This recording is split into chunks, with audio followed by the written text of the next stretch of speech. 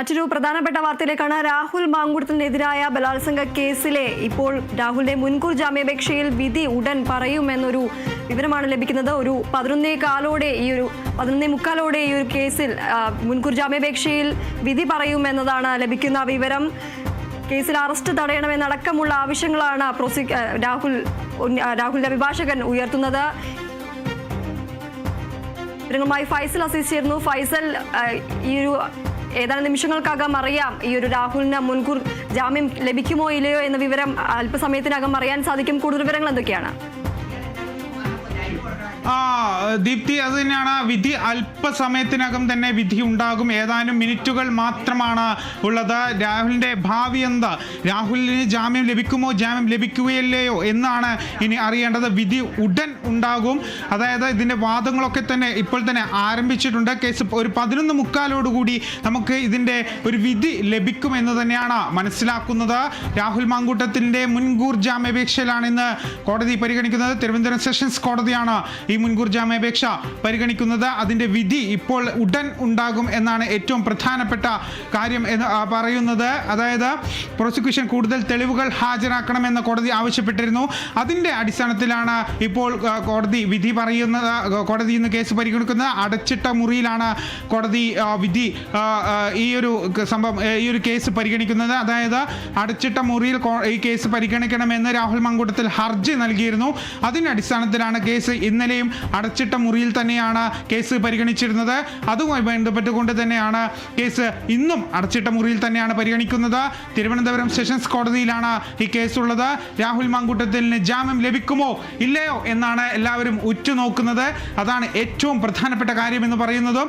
ഏകദേശം 11:45 ഇതിന്റെ ഒരു വിവരം നമുക്ക് ലഭിക്കും എന്ന് തന്നെയാണ് പ്രതീക്ഷിക്കുന്നത്. ഇനി ഏതായാലും മിനിറ്റുകൾ മാത്രമാണ്, ഏതായാലും സെക്കൻഡുകൾ മാത്രമാണ് ഇതിന് ഇനി ഒരു ഉത്തരം ലഭിക്കാൻ.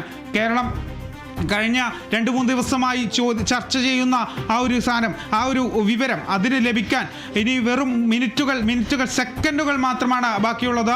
അതായത് രാഹുൽ മാങ്കൂട്ടത്തിനെതിരെ കേസെടുത്തതിന് പിന്നാലെയാണ് അദ്ദേഹം മുൻകൂർ ജാമ്യാപേക്ഷ നൽകിയിരിക്കുന്നത്.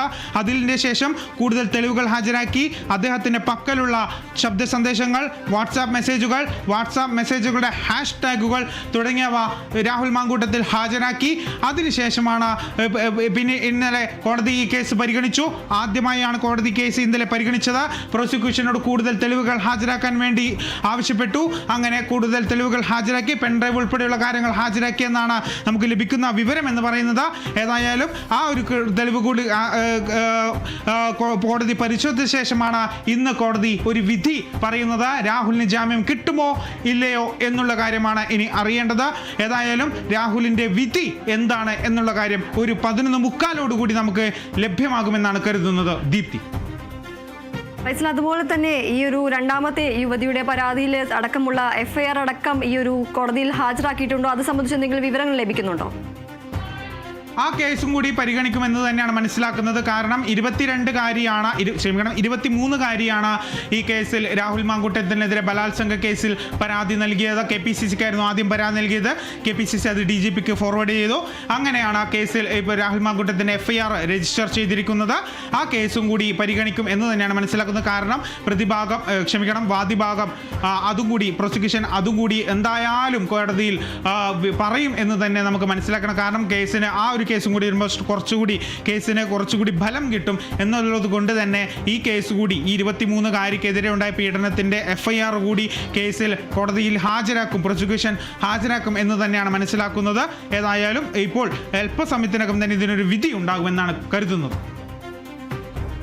രാഹുൽ മാങ്കൂടത്തിൽ MLAക്കെതിരായ മുൻകൂർ ജാമ്യാപേക്ഷയിൽ വിധി ഉടൻ പറയും. പുതിയ തെളിവുകളടക്കം പ്രോസിക്യൂഷൻ ഹാജരാക്കിയിട്ടുണ്ട്. അടച്ചിട്ട മുറിയിൽ വാദം തുടങ്ങിയിരിക്കുകയാണ്. അറസ്റ്റ് തടയണമെന്നാണ് രാഹുലിന്റെ അഭിഭാഷകൻ ഹർജി നൽകിയിരിക്കുന്നത്. പുതിയ തെളിവുകളിലടക്കം വാദം നടക്കുകയാണ്. കേസിൽ ഒരു 11:45 ഒരു വിധി വരും എന്നതാണ് പ്രതീക്ഷിക്കുന്നത്. രണ്ടാമത്തെ കേസിലടക്കം മറ്റൊരു യുവതി നൽകിയ പരാതിയിലടക്കം FIR അടക്കം കോടതിയിൽ ഹാജരാക്കുമെന്നാണ് ലഭിക്കുന്ന വിവരം. ഫൈസൽ അസീസാണ് വിവരങ്ങൾ നൽകിയത്.